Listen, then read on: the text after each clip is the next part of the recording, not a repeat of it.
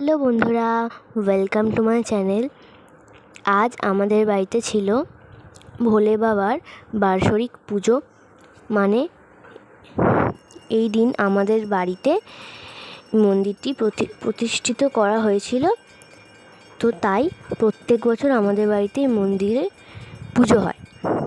তো চলো তোমরা দেখতে থাকো, আমি আশা করি তোমাদের ভালো লাগবে। ভালো লাগলে জানিও।